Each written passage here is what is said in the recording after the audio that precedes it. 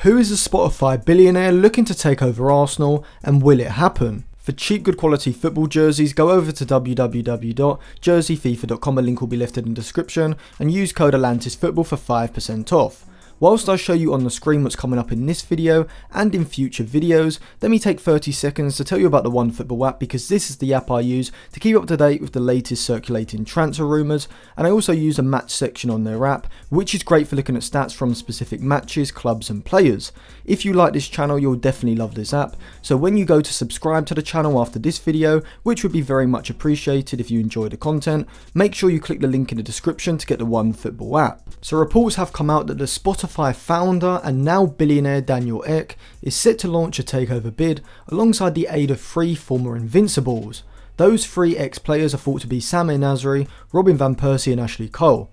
Sorry, I meant Thierry Henry, Patrick Vieira and Dennis Bergkamp. So Daniel Ek is currently 38 years old and originally from Stockholm, Sweden. He founded Spotify in 2006 and is now a billionaire worth $4.5 billion or around £3.35 billion. I won't go through the whole history of him because who really gives a fuck. All that you need to know is that he's a billionaire and crucially he's a lifelong Arsenal supporter. Now it is as of yet unclear what role the 3 ex-players Thierry Henry, Patrick Vieira and Bergkamp would play in this takeover. I think people assume that they are also part of the takeover, but likely Ek has approached them with the view of helping him run the club in some form if a takeover is complete. I doubt they are actually contributing financially to this takeover. The potential takeover is thought to be worth anywhere from 1.8 to 2 billion pounds. The news comes just a week after the biggest and quickest U-turn I've ever seen. Since then, the actors in the Super League coup have been damaged. Woodward announced his resignation at the end of the year from Manchester United.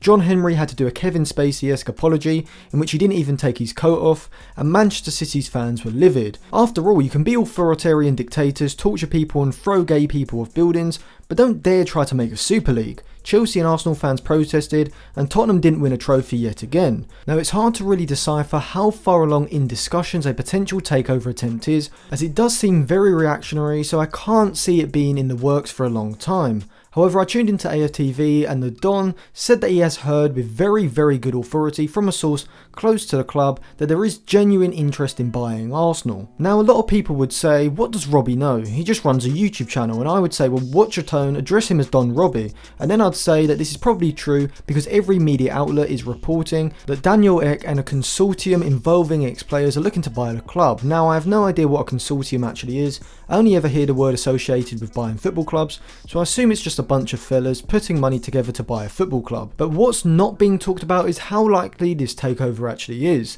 I've seen many Arsenal fans on social media celebrating, thinking that this takeover means they might actually have a chance of getting 7th place next season. But everyone needs to calm down because it doesn't matter how much interest there is in buying a club if the owners of the club do not want to sell. Josh Kroenke, the son of Stan Kroenke, has said on record last week that Kroenke Sports and Entertainment have no plans to sell up, which is obviously what they would say, as they aren't going to come out and say they are desperate to sell. However, I do believe this. Kroenke and the other top 6 owners obviously believe that there is a very good chance a Super League could happen in the future, and they seem pretty on board with it. If the Super League were to happen and Arsenal were in it, the net worth of Arsenal Football Club would no doubt increase, just from the increased revenue that they would get. I think these owners, with Kroenke and the Glazers being the 2 in particular, see the Super League as a big cash cow, and I think that both these owners will be targeting getting into some sort of Super League and then selling the clubs whilst their stocks are high. This is why I don't think that this Daniel Ek takeover is likely, even if there is genuine interest and he is an Arsenal supporter. Not to mention, this is only the beginning of talks. There is no formal bid prepared